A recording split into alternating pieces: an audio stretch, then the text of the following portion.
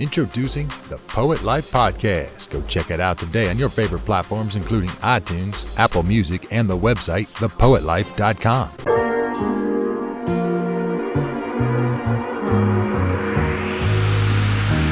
Find a way, find a way. Hey, it's Christoph Wrights of the Poet Life Podcast. I'm super excited tonight to speak with this gentleman. His name is Red Lion Poetry. If you don't know him, you know him now. And you'll know even more as we get into this episode. How are you, sir? Man, I'm good, brother. How you? I can't complain, man. It wouldn't help if I tried, man. Yes. I'm excited to have you on. You know, like we've been talking just a minute ago offline. You know, this is our first time like having a conversation. I was gonna say face to face, but we're not necessarily face to face, but screen to screen, right? Yeah. It was more so in the comments, me, you know, praising you and vice versa, and encouraging you to keep on going. You know what I mean? Take it up a notch, vice versa. But even in our DMs and I said, you know what, I got to get this gentleman on the podcast, man, because I see what he's doing. He's literally upping his game. I can see it on his Instagram, his LinkedIn, right? Let me ask you something. Yeah, boy. When did you get on LinkedIn? Man, I'm gonna tell you, man, the only reason I actually got on LinkedIn is because I watched the episode of The Poet Life. It was I can't remember the young lady's name. Bianca Jackson. Yes. Yes. So she like when I watched the episode, I was like, that's a good point, man. She made a comment and she was like, do you want to be famous or do you want to be booked? And I was like, you know what?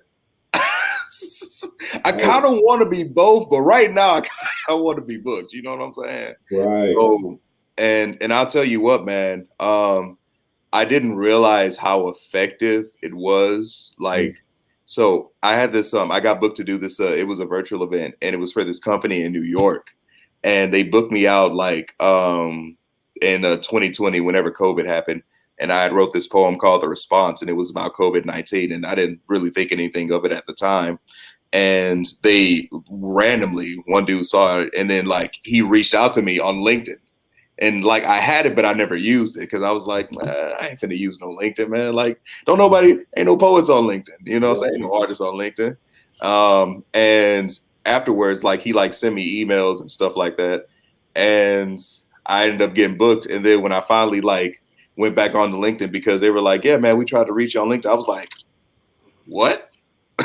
You know what I'm saying? So I think it's good, especially for like corporate stuff, because that was a corporate event that I got booked for, that they wanted me to, you know, virtually do for them. And I will say this, that was the largest check I've ever received from doing and I was like, man, how do you like what they gave me? I would have gave them a whole set of poetry for it. You know what I'm saying? And I'm like, I would have missed that if he didn't like email me and try to reach out to me through like emails and stuff like that. So yeah, LinkedIn is LinkedIn is pretty crucial. After that episode, you know, we'd record like around 9-10 o'clock at night, right? It's 9:53 now p.m. And we didn't finish that episode till like 11. And I said, man, I'm not even going to sleep tonight. I'm creating my business LinkedIn page tonight. You know what I mean? Because what she said was what made so much sense. You know, she said you're a professional, right? Right. Professionals are on LinkedIn. And I was like, whoa, you know, because before then I looked at LinkedIn as your digital resume, right? For corporate 9-to-5 jobs. That's what I looked at it as. And she was like, no, you're right that there are no artists on LinkedIn, but that gives you a blue ocean. That means you are the only one. And when they type in artist or poet, you come up. And LinkedIn is the only platform that's not oversaturated. Exactly. Because Yeah. people still think it's just for resumes and, you know, collars and Yeah. suits and ties. But what I've learned in that episode, the move makers are on LinkedIn. The folks with the funds to book you are on Yeah. LinkedIn. Our friends and family are on Facebook. You know, the folks Mm, that make us popular are on yeah. Instagram. I That's a said, good point. all right. Yeah, this is she brought it that episode. I think that was like episode 2 of season 2, man. And that lit a fire in me, man. And I still need to get better with posting consistently on LinkedIn. You know, I still get pulled from Instagram and Facebook. You know what I mean? Because I know more Yeah. people, and you know. But you're consistent though. I see you posting. I see you posting, man. So I can appreciate the diversity, the diversity as well in your poetry, man. Tell me about that, right? Hmm. What drives you to be diverse in your portfolio of poetry? Oh boy, that there's no short answer to that. I guess for me personally, the need to be diverse, it's like, okay, so it's layered. So on one hand, I want to be diverse because I want to be as skilled at the craft as possible. I want to be able to function in any kind of environment, in any kind of room. I want to be able to do poetry in church, as well as a club, as well as a bar, as well as a school, as well as a virtual room, or you know what I'm saying. And I need to have poems that are diverse enough for me to be able to operate in those arenas. Now, I'm not going to be able to write. Obviously, I'm not going to be able to write about every single thing in the world, Right. but as much as I can, especially in the places that matter, which is one of the other reasons why I do it, because um, being around the poetry scene, especially here in Houston, we have a lot of pro-black poems, which is dope. We got a lot of equal rights poems, sensual poems, and stuff like that. But what I notice about artists is that each artist has their kind of niche. Mhm. They have that particular subject that they love to write about, which is dope. You know what I'm saying? But if I just have like all these pro-black poems, and I don't have any, sex trafficking poems or any Mhm. Christian poems or any, what I'm saying, whatever poems that I have, then you can only put me in one area to be effective in. But I want to be able to operate in multiple areas. And the main reason I want to do that is because, and it's just my kind of credo, I use poetry as a tool to give hope, Mhm. to display passion, display love, because um, I think the world has an abundance of hatred. It has an abundance of depression. It has an abundance of malice, but it does not have an abundance of hope. Mhm. And I want to be able to put hope in as many places as I can, you know. And in order to do that, I have to be diverse enough, not only in not even only in subject matter, but even the style of poetry that I write. You know what I'm saying? Can I do poetry with a band playing behind me? You know what I'm saying? Can I do poetry when ain't nobody snapping or clapping and you're doing a poem that requires a call and response, Can I do a poem that's a little bit low key, that fits more and translates more to a virtual space because it's not in front of people? You know what I'm saying? Like, am I diverse enough not only in my subject matter, but am I diverse enough in my delivery? Am I diverse enough in, poetry holistically speaking? So that's one of the things that I really strive hard to do. I like to write differently. I like to present differently, and because I want to be as prepared for any situation. So that's just me. What I hear or what I heard was strategic. That's what I hear in your art. You're strategic And that is professional, being strategic. Because if you just go off of just how you feel, Mm. then, like you said, you pigeonhole yourself because our art is a gift. Right. But where most people misconstrue the gift or the purpose of the gift, yes, the gift was given to us, but the gift was given to us so we then re-gift it away, Yeah. right? So it's not for us. It can be, right? It can be to allow us to relieve stress. It's a coping mechanism for ourselves. And yes, Hmm. totally, and so it's like a duality to it, right? It's Yeah. for us, but in the grand scheme of things, as it relates to legacy and leaving an impact on the world, you've been given a gift to give away.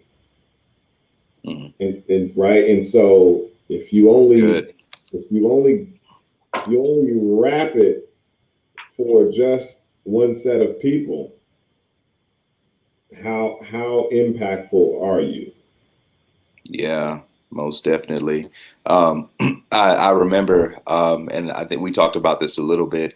I had written I had written two pieces on sex trafficking, and I didn't really have a plan for them. I just said, I just want to write this, and I put it out. You know, and months down the line, somebody reaches out to me. It's like, hey, we're doing this sex trafficking event, and we were wondering if you had any pieces, or if you could write something there, and it was already prepared. But that's because that's an area that needed hope that I saw. And I was like, if it needs hope and if I can speak to it, I will. You know what I'm saying? Like in my phone, I like a notes app in my phone, I have like lists of things that I haven't written about yet. And that list goes up like every single like couple of weeks because it's like, man, I want to learn about that so I can write about it. Dang, I want to learn about that so I can write about it. Because I try not to write things that I don't like know about that I haven't like Right. because I don't want to like sound ignorant. Somebody asked me to write about intersectionality, which for us is I guess is more of a nuance, and I didn't really understand it fully, Right. and I'm just like, man, I have to study it. I have to like, what are people saying about it? What are people's perspectives about it? How much truth does that link up with my truth? And Mhm. I'm saying, how do I present this in a way that's effective? So I had to go in the cave and like just I had to study. You know what I'm saying? And if especially like especially for like pieces like the sex trafficking piece, I have another piece called Espanol Roto, and it was a piece about immigration reform. You know what I'm saying? But in order for I had to I literally had to interview people that were in the Hispanic community, friends, because I understood it, but I didn't understand it from their perspective. So I had to sit. I had to learn a little bit of Spanish. You know what I'm saying? Because Espanol Roto is broken Spanish. You know what I'm saying? So it's kind of like the parallel between somebody speaking broken English. Because when you speak a broken language, that means you have to submit your tongue to that language so that you can articulate your heart to it. You know what I'm saying? So in order for me to effectively articulate my heart to it, I have to submit my tongue to it. So so stuff like that. I learned a long time ago whenever I like first started writing that I can't be like I have to be able to read. I have to read books. I have to like study stuff in order to be as effective as I possibly can. And I don't really touch stuff that I don't know about. You know what I'm saying? You're So pre- you're preaching right now. You're preaching right now, bro. And you are releasing something in somebody right now. I'm telling you, trust me when I tell you, because that speaks to the question, is there such a thing as writer's block? I okay, so I'll say this about writer's block. I don't believe I think writer's block is something different. I think for me, writer's block would be like, okay, I'm trying to get to one point to another point and I'm trying to find a way to it. As far as subject matter, I don't run out of stuff to write about. There's always something to write about. Right. You know what I'm saying? You may not know how to like run the bases and get from first base to second base, Right. but you know there is a second base. You know what I'm saying? So, I mean, creatively, you know what I'm saying? You have to figure out how to get there. But as far as, knowing that you have to hit the home run, knowing that you got to run the bases and score, nah, there's no such thing as writer's block in that aspect. Yeah. You know what I'm saying? I know what I want to say. I just need to figure out how to get there. You know Black Chakra in Baltimore? Bro, so you know what's funny? Black Chakra is actually going to be here in Houston next week, and I've been following him for a little bit now, and we're doing a poetry slam, and he's going to be at the slam. So, awesome. But I don't know him personally, but I've seen a lot of his stuff, and I'm a fan. Yeah, totally. So I bring him up because he was on season 2 as well, and he spoke about writer's block, and he doesn't believe in it, right? Mm-hmm. His perspective on it is you don't have writer's block, you have dope block. And what he means by that is you just don't think it's dope enough. It doesn't mean that you don't have anything to write about. It doesn't mean that you can't write. You just don't think it's cool enough. That's a perspective. That's true. Oh, I don't like that's that good. One. That doesn't mean that you can't think of stuff to write about, right?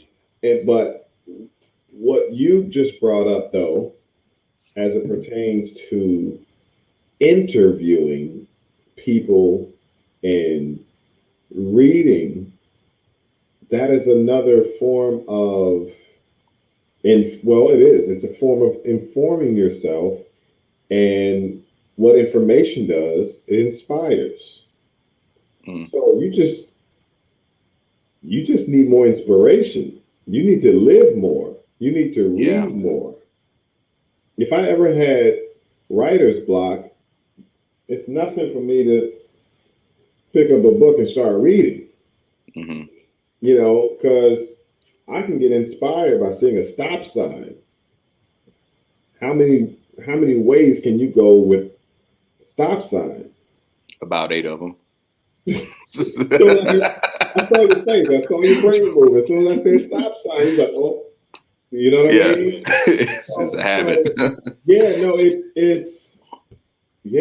When he said you don't have writer's block, you have dope block, I was like, whoa, that's heavy. That's good. I like that perspective, because whenever you're right, I run into that too. You know what I'm saying? It's like, man, I want this particular part to really hit in the poem. Like it's got to hit right here. And I don't know how to get it to hit yet. You know what I'm saying? But I guess like Black said, man, like that's not writer's block at all. You know what I'm saying? That is dope block, because it's like, man, if it don't hit right here, you know what I'm saying? Like, and this is like, that's like running the bases. You know what I'm saying? Like I'm on third running the home right now. Right. You know what I'm saying? And in order to get to home, I gotta, this is the climax part of the poem, the height, the peak of it, and if this part, like they gonna remember this part, and I think that's that's also like the competing with yourself type of thing. Is this dope enough? Is this good enough, to say and put there, and is it gonna hit? So I get that. Yeah. What do you see poetry in your life? What do you see it as? What is it for you? Oh, poetry is a sword. It's also a first aid kit. Poetry is Batman's utility belt. You know what I'm saying? It literally has so many different compartments in it. And it's a necessity. It's crazy, man, because like I tell people, like not just poets but creatives all the time. A lot of time we put our identity into the poetry, and I get why people see the necessity to do that. But your art is great, not because it's attached. It's not great because you have it. It's great because it has you. Because there are a lot of poets in the world, but there's only one Black Chakra. There's only one Prentice Powell. There's only one Carvin Lasant. There's only one Brandon Leak. There's only one, you know what I'm saying? There's only one Red Lion. You know what I'm saying? Because a lot of people hold this gift, but how do you wield your gift?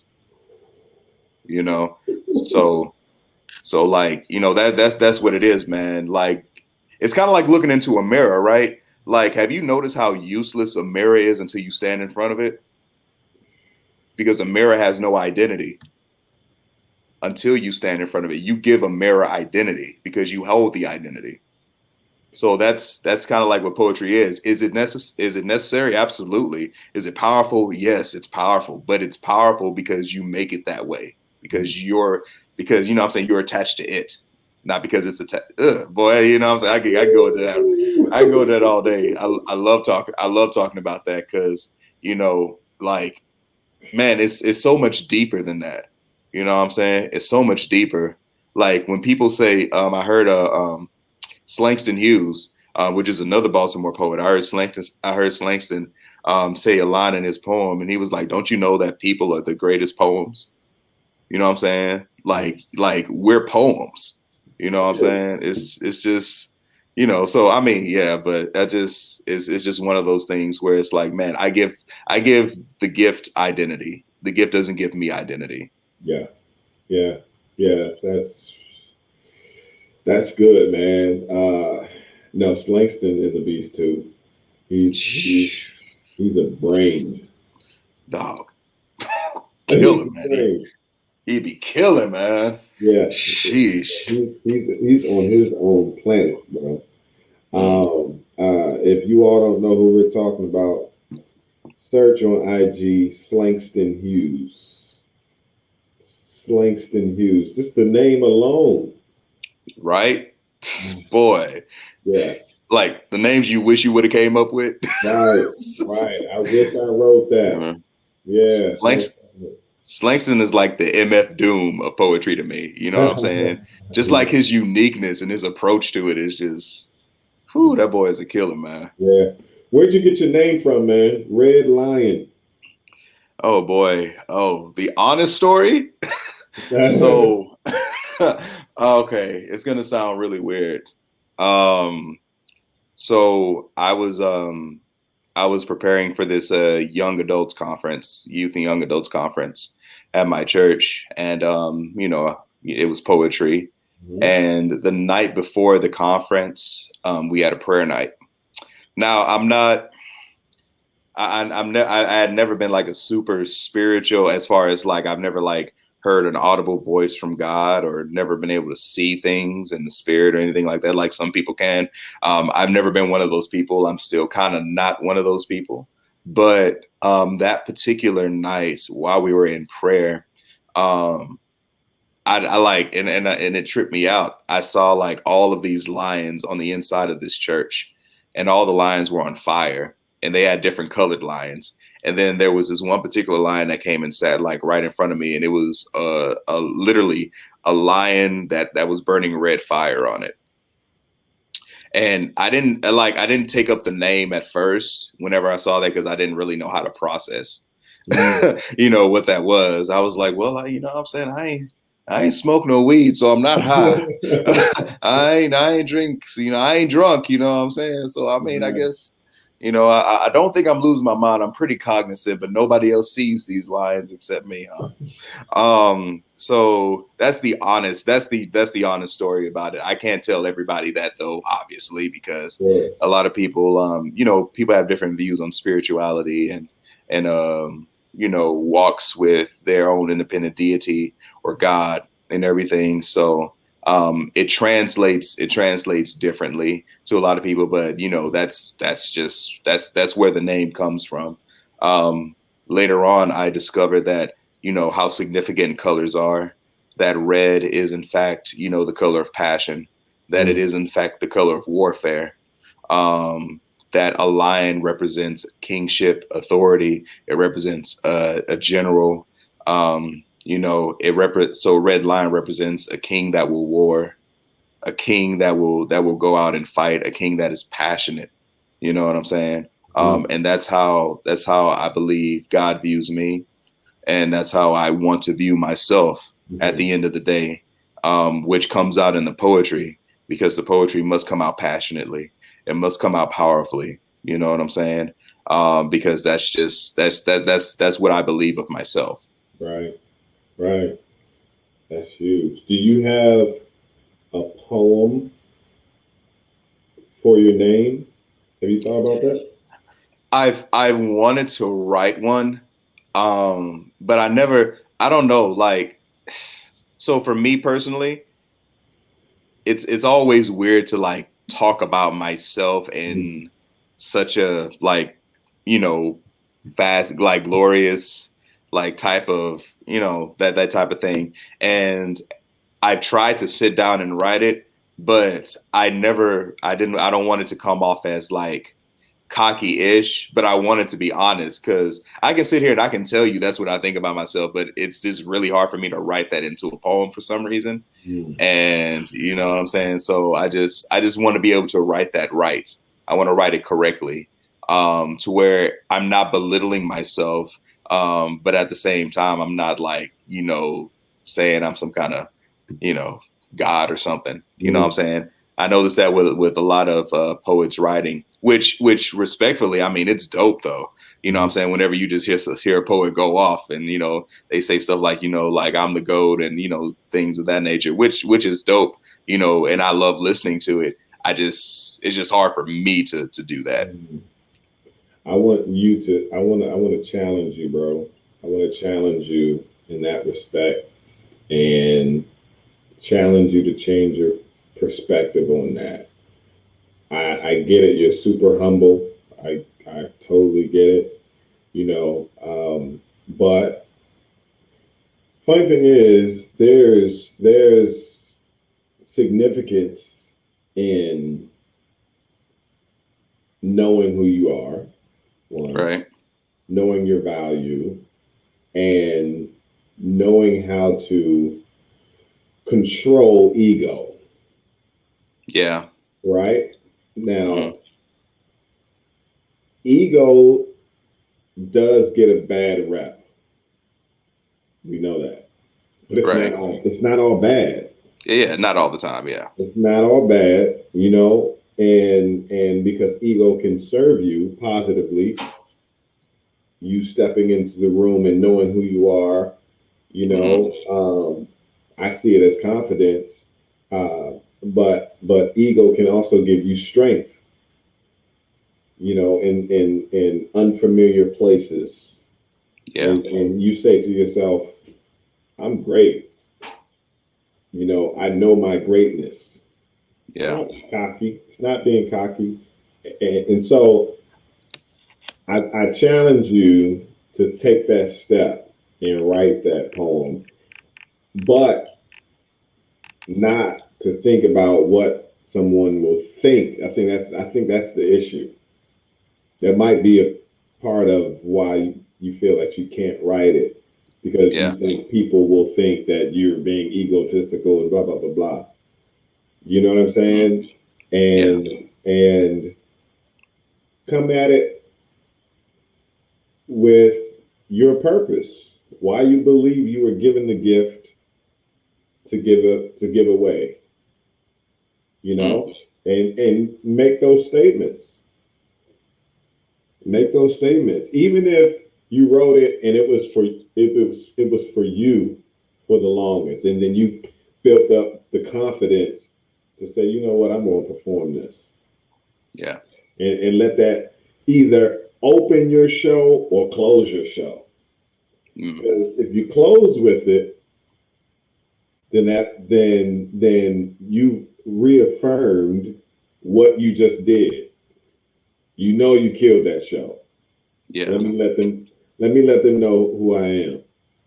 You know what I'm saying? Now, if you open it and that poem based off your name is fire, then you really got to come with it in your show. Right. Oh, that's you. Okay, we're gonna see. You know what I'm Yeah. saying? So I just challenge you, bro. Like, just kind of step back away from what you think people are going to think of you. Yeah. It's funny we're talking about that. I remember Obi West was he did a challenge on Instagram, and it How was a was it? huge. How dope am I? Or Yeah. what was it? Yeah. Yeah. Yep. And I'm saying it was crazy because actually Obi came to Houston too, and got to talk with him and chop it up with him a little bit. Yep. And right after, like a couple weeks after he left Houston, we had I don't know if you're familiar with a young lady named Ebony Stewart. I'm not. So Ebony Stewart, are you familiar with a Woman of the World Poetry Slam? Yes. Yes. Didn't Okay. I forgot her name, but she won like third place or something like that. I can't remember. She's in Baltimore too. Yeah. Well, Metamorphosis. Metamorphosis. Yeah. Yeah. So she was in it. And Ebony Stewart, a couple years prior, actually won a Woman of the World. Mm. She's also a poet here in Houston. Dope poet.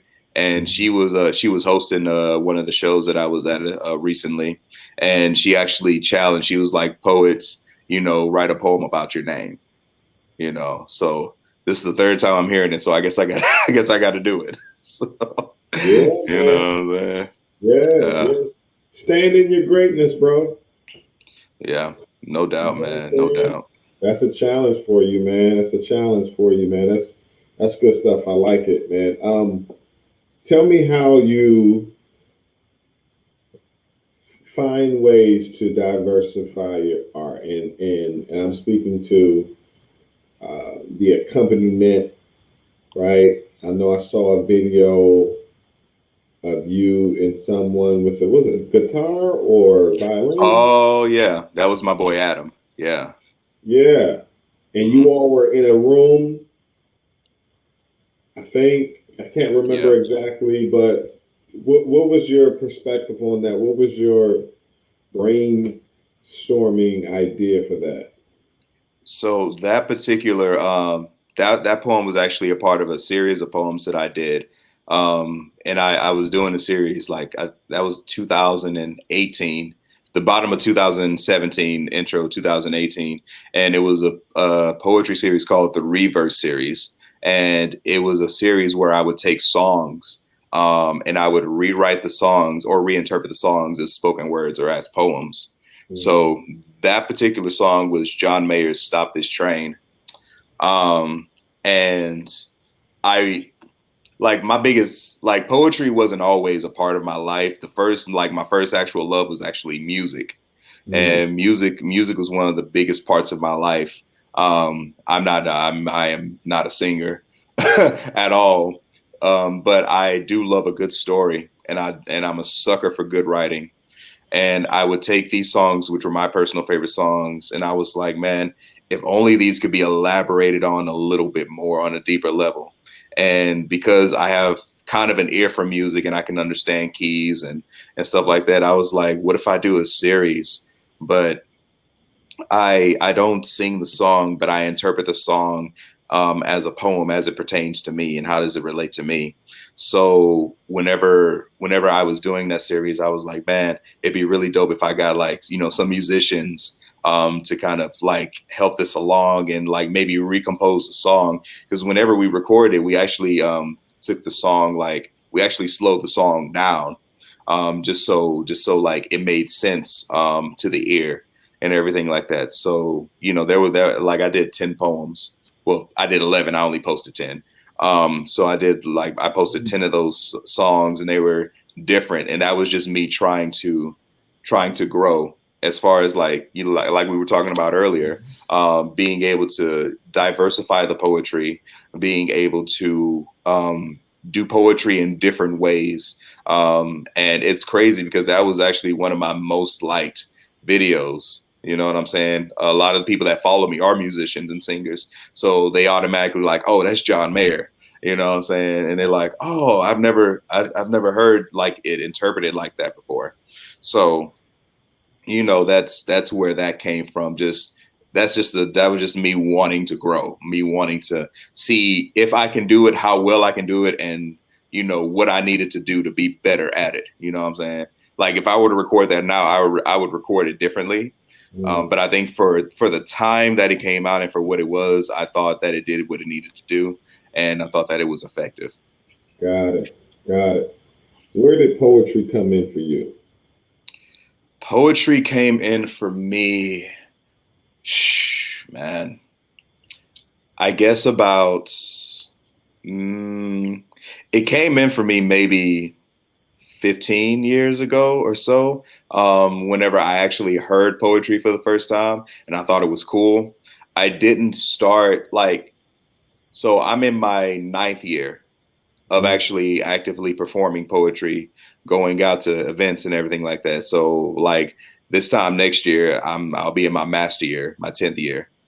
Um, and so, but I would say like 15 years was the first year, and I was like, oh, that's dope. But the thing about me at the time was, and I guess I haven't outgrown this because I haven't written a poem about myself yet. But it was the whole thing of like, so I'm dyslexic. So reading is kind of tough, and writing is tough, and memorization is tough for me. But I wanted to do it, and when I started it off, I sucked. I was god awful. Yeah. But because I was competitive, and I wanted to be better at it. And poetry was one of the few things that I actually wanted to be better at. So I used my imagination. I would, look at other poets. I used to look at rhetoric. I used to look at the Strivers Road poets.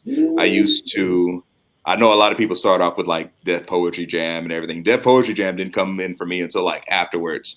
I would look up, poets in the city and see how they would do it. And I took 2 years to just kind of like do poetry in my own little circle. And it wasn't until the beginning of my ninth year, whenever I go out to my first open mic by myself, and I go out there and, I do poetry, but I'm doing it at a high level. And so much so that it catches everybody's attention. And then after that one night, like Houston opened up for me, and what I'm saying, like, so I was like everywhere for like the past 9 years. I've just been, going around getting booked to do certain things, writing, trying to expand, trying to be better, trying to put myself in position and in places, to see how much I can grow and expand. So, but but to answer your question, that's kind of when poetry started for me. That was me coming out of, like, I was in high school, like my senior year in high school, and I was coming out of it, and I was like, I think I want to try this, and I think I really want to go for it. So I really went for it, and stuff just opened up for me. When you just go for it. Yeah. Man, that is. How was your first performance? Was that the one that you said sucked, or? Yeah, my first performance. Not the open mic one, not the one that started my 9 year, but my first performance, man, it was terrible. It was in a church, and you know how Christians are, man. They'd be like, "Oh, baby, that was take your time. That was so good." I was like, "No, it wasn't." No, when I messed up here, I had to start over here, and I was like, "Nah, we ain't having that." Because I looked at Carvin's Lasan and Miles Hodges on the internet, and they ain't have to start over their poem, so I'm not going to start over my poem. So, you know what I'm saying? So that was my whole thing. Wow, what did that do for you? That bomb. I guess for me as a person, it's different for a lot of people. For a lot of people, that would deter them, but because I think at that moment in my life, I was at my most competitive. I was playing football and stuff back then, so I was like, I had a little chip on my shoulder anyway, like I should be, like, you know what I'm saying, the ish or whatever. And then I kind of humbled out after that. But yeah, at that moment in my life, it was like, man, that was crap. That was trash. And you know what I'm saying? And it was like, I don't need to be trash in front of anybody, because my biggest thing is, if I'm gonna go out into the city, or, you know, internationally, or, you know, get booked to do stuff, I can't be trash like that anymore. I can't do that anymore. So my mentality, like, just kind of like, okay, what is it going to take for me to be there? Charles, I know you're dyslexic. I know you have problem reading and memorizing, and, you know, all kind of stuff. I get that. But this can't happen again. You know what I'm saying? It can be done. I didn't know how it was going to get done, but it can be done. And you know, so that's just, yeah, that would have to be it right there, man. So I was just really competing with myself, because I was like, nah, man, I can't be trash like that anymore. Right. So Right. Yeah. No, I completely understand, man. I liken myself to not be the greatest at memorizing, and for me, performing is work for me. You know. yeah. Yeah. No, it's work, and I don't necessarily like the work. You know, Mm, and so for me, you know, I don't. Maybe I gave up. I don't know. But I don't think I ever really had the desire to be on stage, you know. And so uh, initially, I was like, okay, so I can't be a poet if I don't perform. You know, is that what it is? But then, you know, I had a conversation with my father. He was like, no, that's not the case. You know, it's many forms of poetry. You know, you literally can just be a poet that likes to write, and but I want to share my poetry, you know, and that's what I was saying. And hmm he said, you know, what if you simply wrote like a songwriter does, and partnered with those who have a passion for the stage like singers do, and make magic that way. I was like,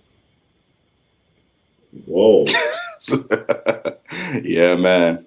So you know, I do that. I also write haiku, but I do that, and I call those, you know, poetic productions, hmm and it comes across so well, man. You know, we have rehearsal.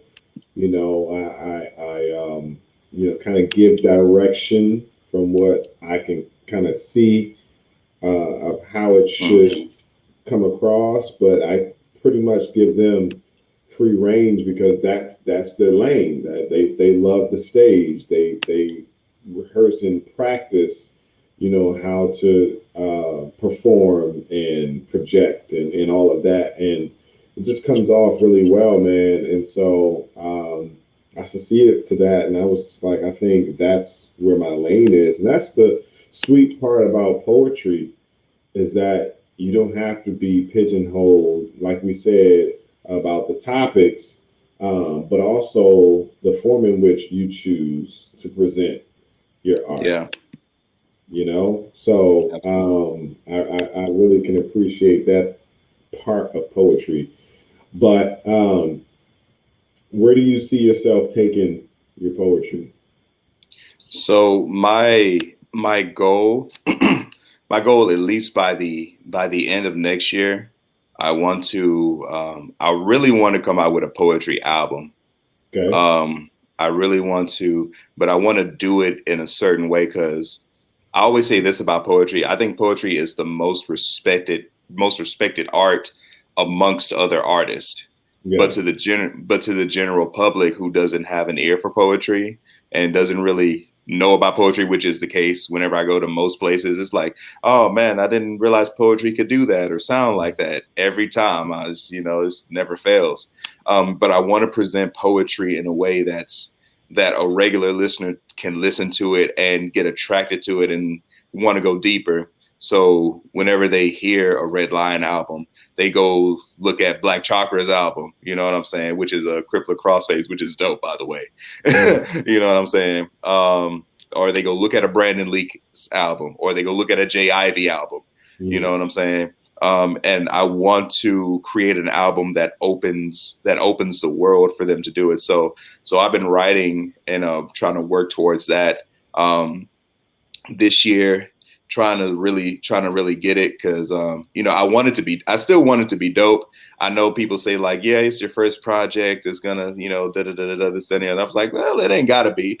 It ain't gotta suck. You know what I'm saying? It ain't gotta be bad. So that's what I've been working towards. I'm working right. I'm talking with a couple close friends of mine who produce music and everything like that, because I don't want it to sound like a typical poetry album.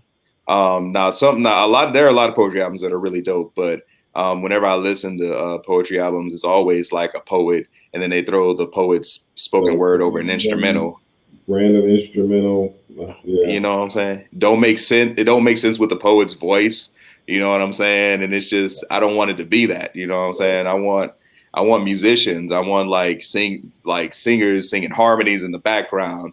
You know what I'm saying? And, just different stuff. Like, I don't mind doing tracks, but it has to make sense sonically.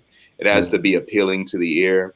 Like when I write, like I think I have the ability to like write these really in-depth, pieces of poetry, these really, you know what I'm saying, throw really dope metaphors in there. But I want poetry to be palatable for the regular listener. I think simplicity is powerful. Simplicity is extremely powerful. And like you and I, man, we know some really, really dope writers, man. Like writers that could write the paint off the walls. You know what I'm saying? But, if a listener comes in and listens to the poem and they've never heard poetry before, they're not going to understand it, which things that we don't understand, we tend to shun and move away from. And I don't want that. So I want to be able to do it in a way that people are intrigued, and it makes them want to go listen to like all these other dope Alicia Harris's and Zora Howard's and Jackie Hill Perry's and all those cats that can, what I'm saying, that are really dope. I think poetry is so long overdue for just that type of to be seen like that, because poetry is a foundational art, and we're treated like a subculture, but we wouldn't have the dope songs we have now without poets. Right. Like I was telling one of my friends, she paints. I was like, do you know that a digital artist, like you're the foundation for a digital artist? We have a lot of people who make dope logos and designs and everything. But man, if Picasso never painted, you know what I'm saying? If we never like got all this stuff, if you're not doing what you're doing, like that, there's nothing there. You're foundational. You're not like something small and minuscule. You're something that something stands on. And like music stands on poetry. It just does. Movies stand on poetry. They just do. You know what I'm saying?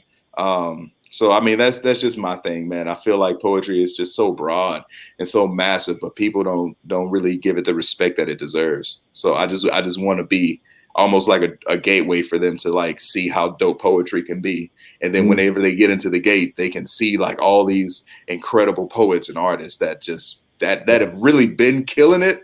Right. But yeah. So that's my thing. I'm sorry, that was a long explanation. Yeah, no, that's good. No, I think a lot of people forget that poetry is the origin of so many things. The poetry is the origin of you being able to read. Just think about it. Like storytelling, but fairy tales, your ABCs, you learning how to memorize the states or the whatever it might have been when you were, in first grade. All of that was poetry. Yeah. All of that. Poetry taught you.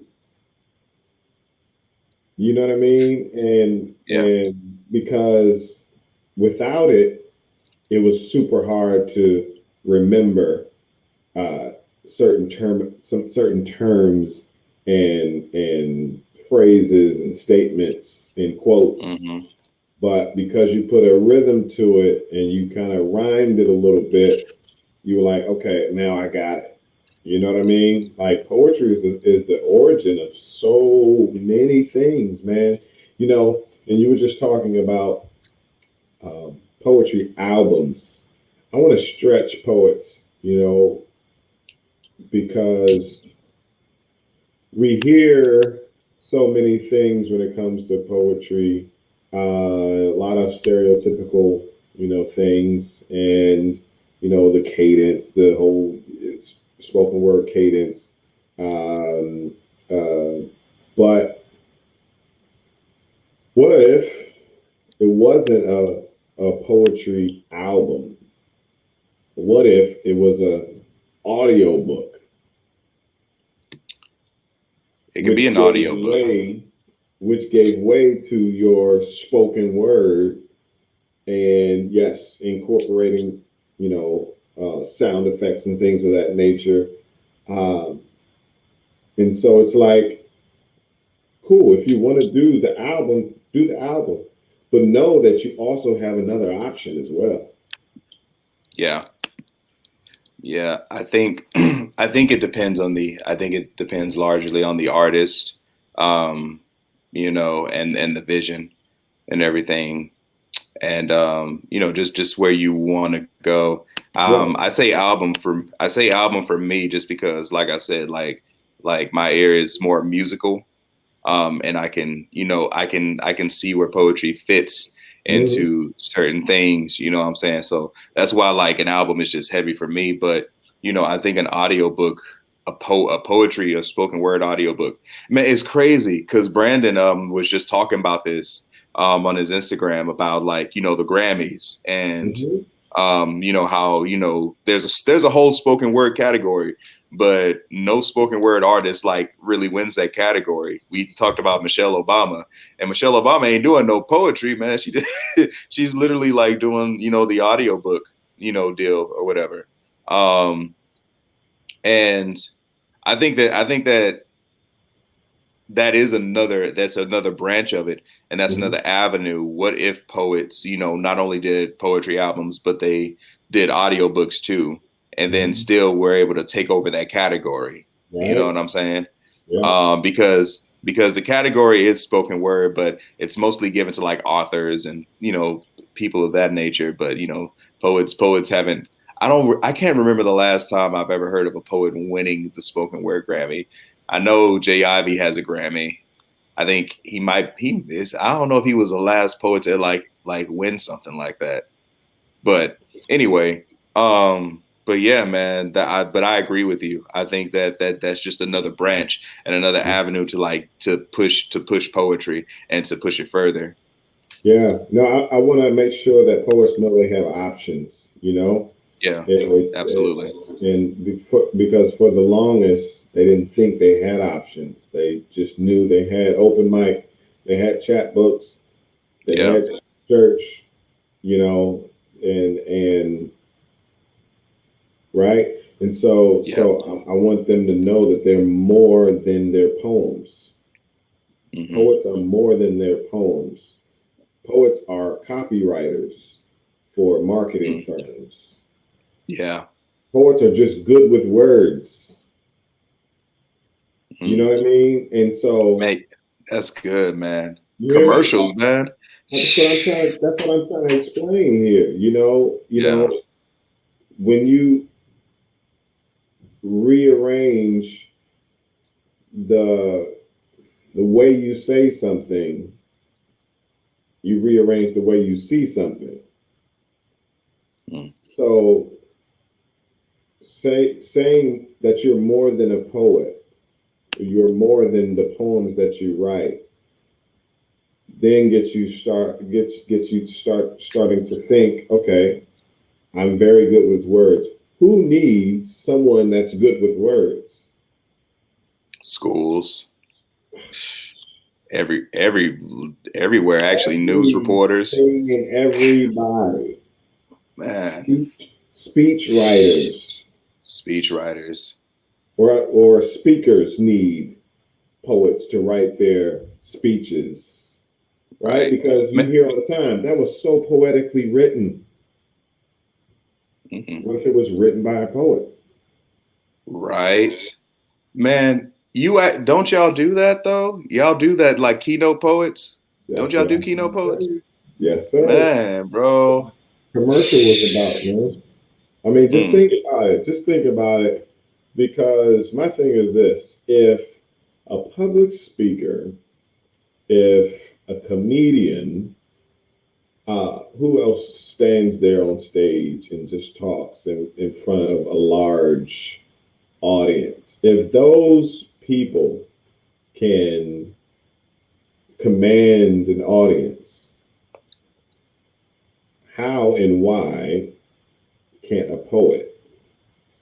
If the comedian makes someone feel, and that feeling is laughter, humor, hmm and a public speaker makes someone feel, and that's inspired and motivated, how and why can't a poet? mm, But it starts with the poet, though. It yeah, starts with the poet knowing that he's more than his poems. He's he's abs- he's a public speaker. He's a absolutely. comedian. Yep. Come on, man. Where do you see yourself taking your poetry? I know you're looking to continue to be professional at your art, but if you could say at this point what your ultimate goal is, what would that be? So ultimately, and this will probably be whenever I'm like, in my 50s or 40 or late 40s or something. Really, what I want to do is I want to create a space to cultivate young artists. Um, so, oh, so so the idea that I had was, I think it would be a really dope idea to have like a park, but in this park you have like different buildings that represent different output forms of art. So there could be like a dance studio in the park, a music studio in the park, and then like at the very back of the park it would be like a performance center. And in the performance center, you can have, poets, you can have singers, you can have painters, you can have dancers. You can throw different kinds of art events, specifically focused for that. But within this park, I would, it would almost be like almost like a campus. You know what I'm saying? Hmm. And like, you just see all these workshops and like a park that has like graffiti walls everywhere, and it has places where young poets can come and just sit, be around each other, get somebody to like mentor them. But I mean, I think that would probably be my ultimate goal. And if it's not a park, it would be like like a 6-layer studio with different stuff, for each of the levels and everything like that. But I'm so I so want creativity to be cultivated at a young age. When I was growing up, if I were to tell my father, "Hey, Dad, I want to be a poet," he like the first thing he gonna ask, "So is there any money in that?" Hmm. You know what I'm saying? How about some benefits? You know what I'm saying? What are you? And I think if I would have started poetry sooner in my life, or if I would have thought creativity in general was a viable outlook, then I would have put more effort toward being creative rather than like kind of just seeing it as like a novel thing or a hobby. You know what I'm saying? Sure. Um, I think, and I look at the Gen Zs now, and I know a lot of people like talk bad about, Gen Zs and everything like that. But man, when I tell you some of these kids are so creative, Mhm. and I mean, just think if somebody like if a millennial like me could like just kind of like, okay, that's dope, but have you considered this, that, and the other? And instead of hindering their creativity, you help push that along and you help them cultivate that. At the end of the day, man, what I'm saying, creative shape the world. Poetry itself has always been at the forefront of like just about every major revolution that we had. Like I think about the Harlem Renaissance all the time, and how the Harlem Renaissance was a precursor to the civil rights movement. You know what I'm saying? Like, if we didn't have the Maya Angelos or the Langston Hughes or all the other writers that were there back then, like how would our country like have been shaped, and all that, it's just I think about that, man, and it's crazy because every time something goes down in America, like artists always step up. Artists always step up. It never fails. An artist always has a voice for the time and the season that we're in. And I think that the artist is so powerful, particularly poets. I think poets are so powerful in just articulating the heart of their nation, of their state, of their city, of the world. So like that's my thing. Like I feel like art is so necessary, man. Art is a necessity to me. Poetry especially is a necessity because it's a foundational art. Right. Even if, let's say, there is no money in poetry, right? Which I don't believe. I know there is, right? Because I'm being an example for producing it, right? But let's just say there wasn't. Let's just say there's a form of art where there's no value in it monetarily. Okay, but there's still a way for you to do that for a living. And what I mean by that is get creative in your approach, right? For me, I have 3 daughters, 6 and under, 6, 5, and 3. And I made a conscious effort and a strategic plan to work from home, even before COVID, because I wanted to be a very present father. And being in an office where I'm there 8 to 10 hours a day doesn't allow me to be very present. Yeah. Right? Especially now. If I had to go back and the kids are here 24/7 with my wife. And so it's the same thing with your art. If you know that's what you want to do for the rest of your life. Yeah. And let's start getting strategic with a plan, put it in place to where, okay, by this date, I want to be working from home. And so that gives me the flexibility to go perform.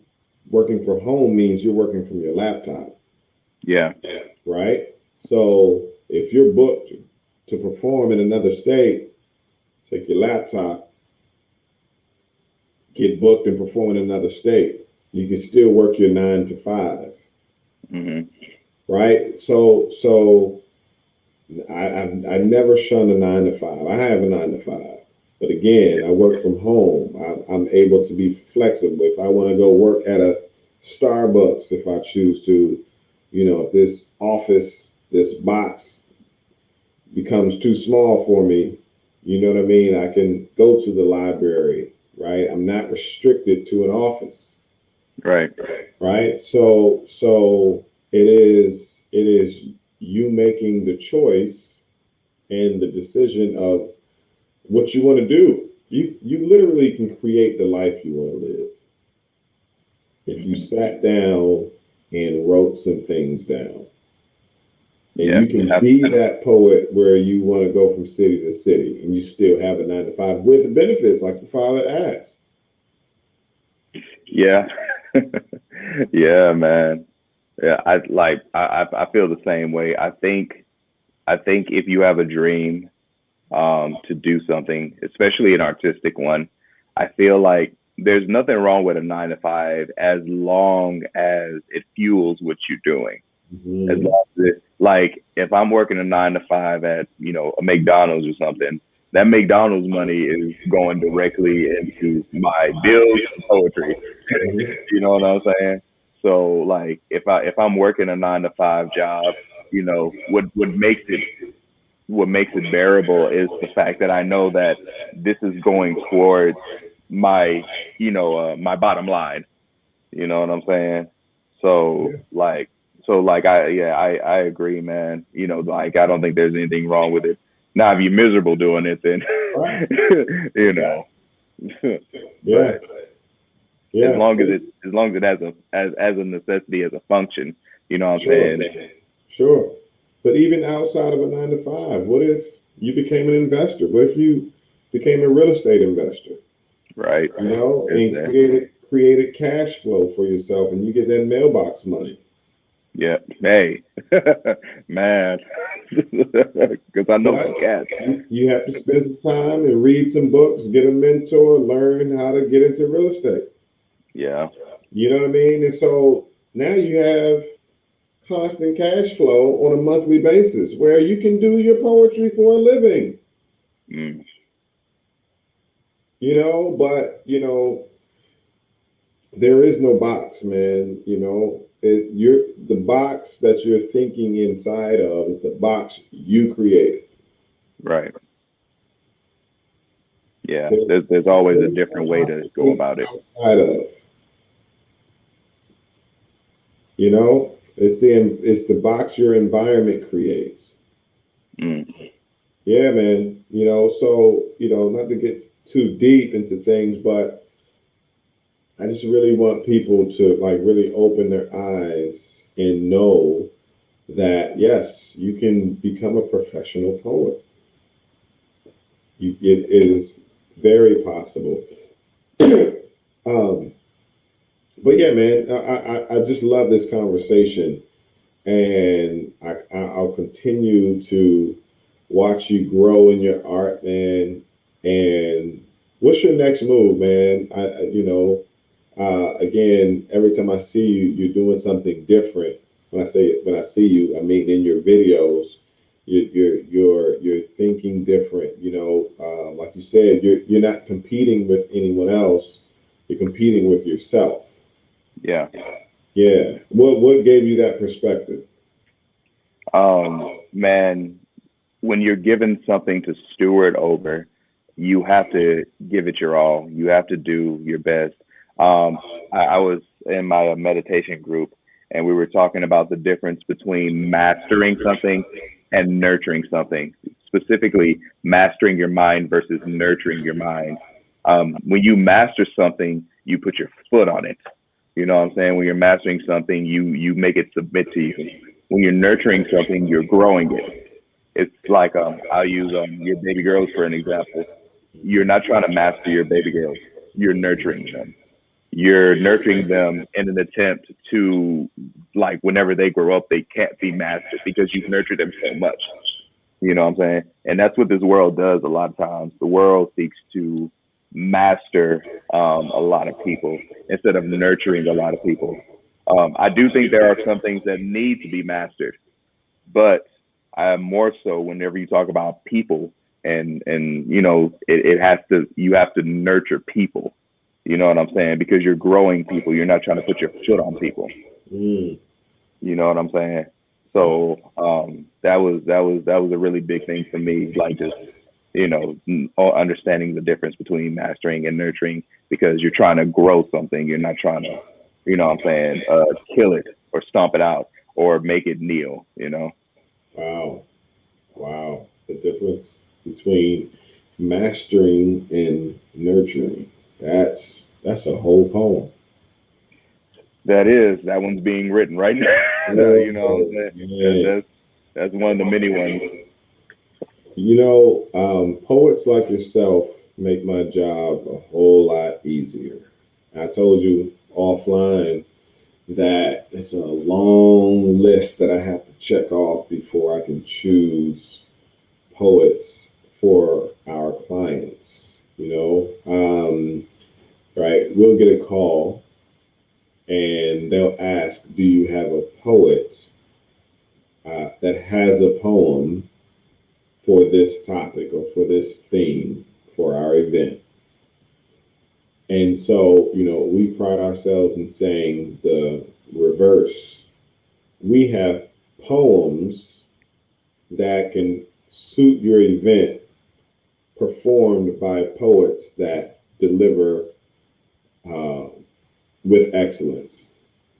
And so the reason we say it that way is because that's what they're looking for. They're looking for poems that match their event or their project. Right. You see what I mean? They're not necessarily looking for a person. They're looking for a poem that perfectly matches their event or project. And so we just so happen to also have poets that wrote those poems. But the list that I have to check off is the hard part because there are so many amazing poets. But because not all poets have a diverse portfolio of poetry, a lot of poets are niche down to, again, romantic poems. And that's their lane. Black poems, and that's their lane. But what I really appreciate from you is you make sure that you have a buffet of topics and themes that I can choose from. Not only the topics and themes, but the other check off the list is professionalism. The other check off the list is your social media. Are you wilding out on your social media? Yeah. I can't hire a poet just because they're a great poet. It has to be all around overall because my client is going to the poet's social media page. Just like a job. They're going to their social media page nowadays. They've been doing that for years. Because my client's going to say, you going to send me him or you going to send me her? Because in the program, in the program, most times they put their social media on there and or when they're performing, their audience is going to go follow them and all of that, and so it's a whole list, man. It's a whole list that I have to be careful, with choosing, and it makes my job a lot harder because I know there's a wide range of amazing poets, but they tie my hands, man. They tie my hands, bro, and I just appreciate, what you bring to the table. I tell every guest that comes on, my one rule on the podcast is no profanity, because I keep the brain clean, right? Yeah. It's not that I'm being fake or anything like that. It's business. This is business. You said that you want to be in the poetry industry. You said you want to be booked and not just being popular. If you want to be booked, the folks with the money to book you, they're looking for poets, they're looking for artists that they can market. But if you tie their hands behind their back, it makes it hard for them, So, yeah, man, it's an art to this art. Yeah, man. There's an art to it. There's an art to it, man. So I want poets to get that as well, because they may not even know it. Matter of fact, I'm sure they don't know it, Yeah. right? Because it's not like the client calls them and says, I love your art, but I can't hire you. They just don't call. Hmm. You see, they just don't call, and you just don't know why they're not calling you. So it's I don't know, I don't remember who I was talking to, and so I think that person said, if you want to, quote unquote, while out on social media, cool, have a separate page, Yeah. Yeah.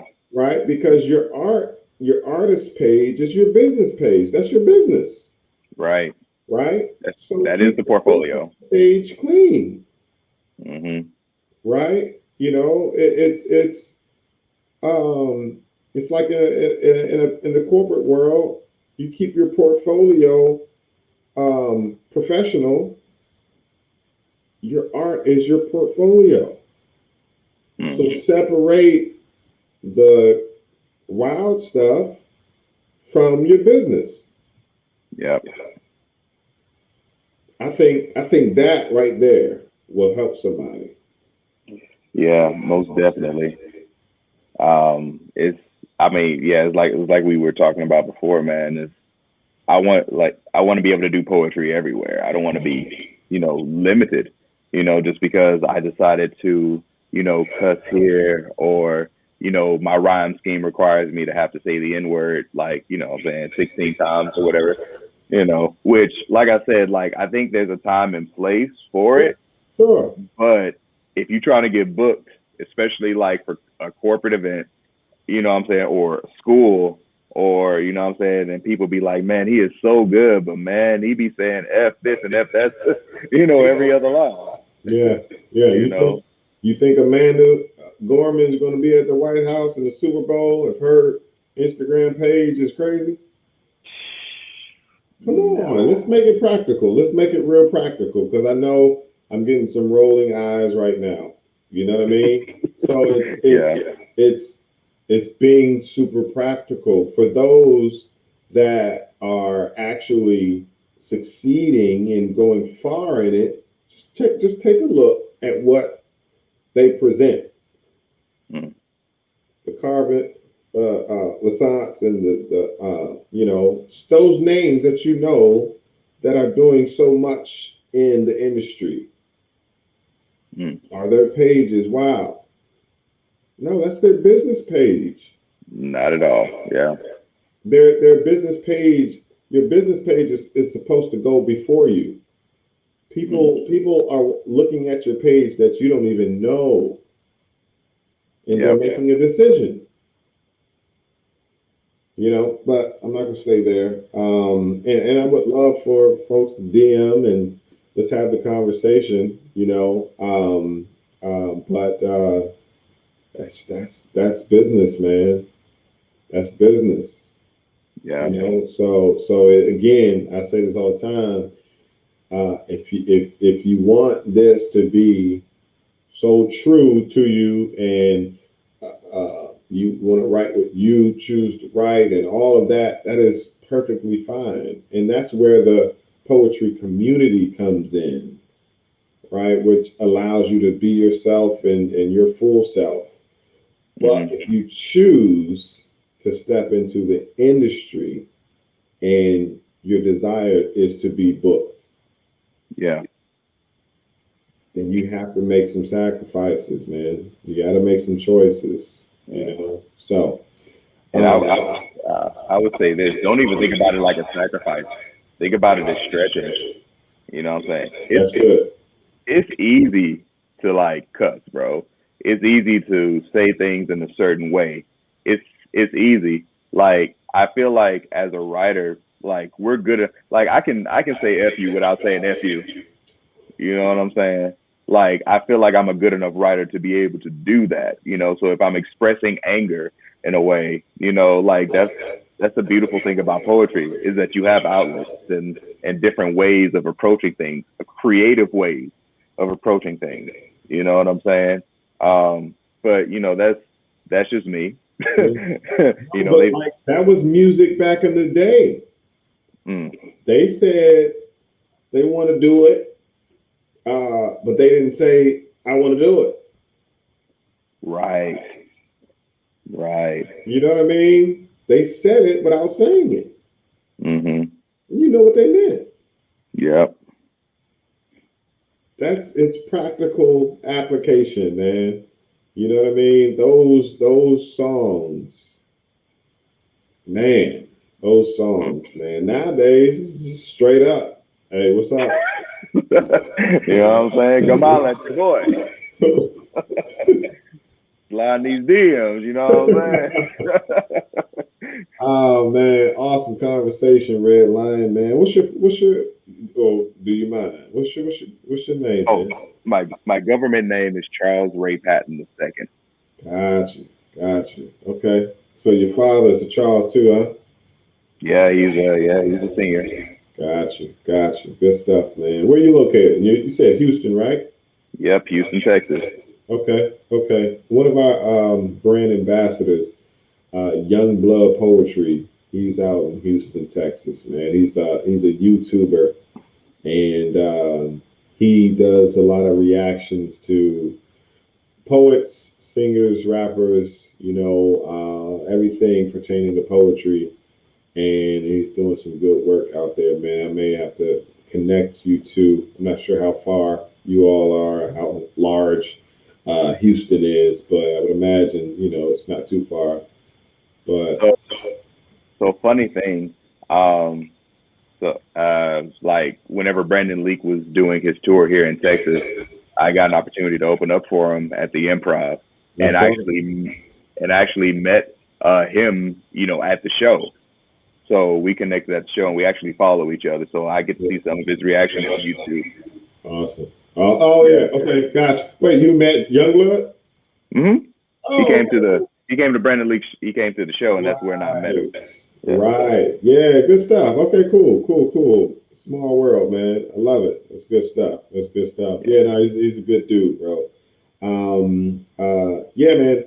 Red Lion, thank you so much. Thank you so much for carving out some time for me, man. Even at this late night, this late hour.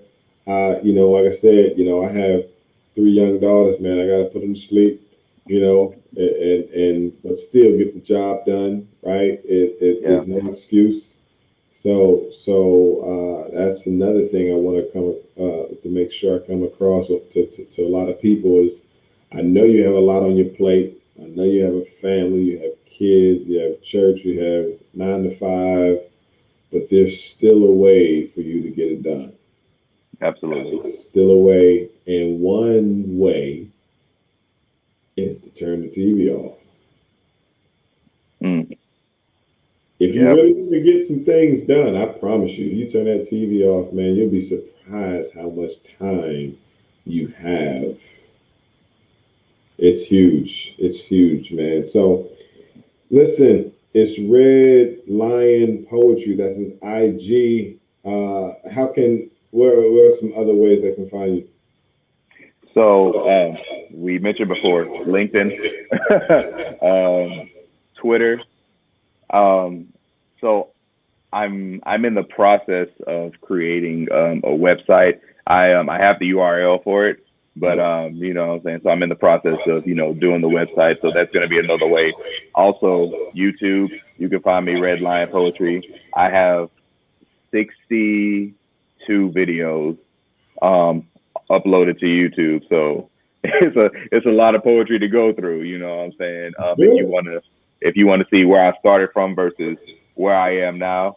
So yeah, man, that's so YouTube, Twitter, Instagram, link, like all for everything, Basically, do a search on Red Lion Poetry, and he comes up. I do. I am actually the only one that comes up. Love it. That's where you want to be. That's where you want to be, man. Choose your name, right? And do a search on IG, on Twitter, on YouTube, on wherever else you want to be, TikTok, and TikTok too. I'm on TikTok. I forgot. I love it. Do your best to keep your name the same across the board. Make it easy for people to find you. Yeah. Don't have 5 different names on 5 different platforms. With 4 numbers on the back of them. Yeah, come on. Let's all right. So let's do that.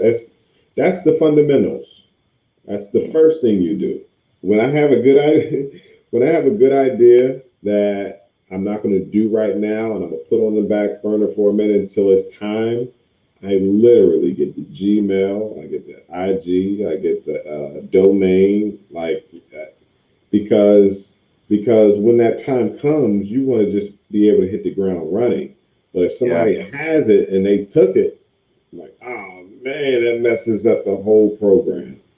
Wish I had it. Wish I did it right Yeah. then and there. It's $12 to get the domain for a year. It's Mm. only $12. Yeah. Man, you know how affordable it is to like get an actual domain and just hold on to it. That's it. It's $12 for a year. Man. Us creators try to do everything at one time a lot. I'm speaking from experience, and I'm learning how to, put things to the side until the time says it's time. But when that time comes, you want to be ready, right? So do those fundamental things, and you can hit the ground running, man. And so that's just a nugget right there. Look, let me stop it right there because I'll keep on going. I have a habit of going off on a tangent and keep on going for another hour. So, look, Red Lion, thank you so much. Truly appreciate you and your art and your professionalism.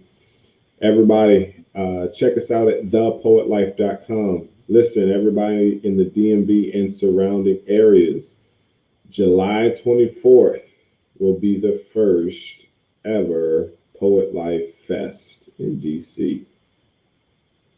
Yeah, we're going there. We're going there. Okay. Do you hear me? We're going there. Yes, sir. Yes, sir. Like you said, you compete with yourself. You set high goals, and what I've learned is, you either go big or go bigger, and go home. Yeah. Go big or go bigger, and Mm. and here's the industry right here in your face. It's our turn. It's our time. We're not just going to stop at the Super Bowl and the inauguration. We're gonna appreciate those and take those and go higher. So there will be a festival in DC annually called Poet Life Fest, and so we want as many people, we want as many poets to come through and fellowship with us, and let's do it big. It's the Poet Life. Go to poetlife.com. Follow us follow us everywhere. We're everywhere. We're on every platform at The Poet Life, but also, as you can see there, Poet Life Podcast as well. Subscribe to the podcast and get this information that we're sharing. We're bringing artists, we're bringing poets, we're bringing people that have achieved a certain level of success, or they've done some amazing things in the realm of poetry and beyond, and they're coming onto the podcast to share with you how they did it, right? What are the steps they took to do what they did? So you can see as an example what they did and how they did it. And that means you can see that you can do it as well. So it's the Poet Life Podcast. Everybody, it's a good night, and thank you for checking us out. We're out. Introducing the Poet Life Podcast. Go check it out today on your favorite platforms, including iTunes, Apple Music, and the website, thepoetlife.com.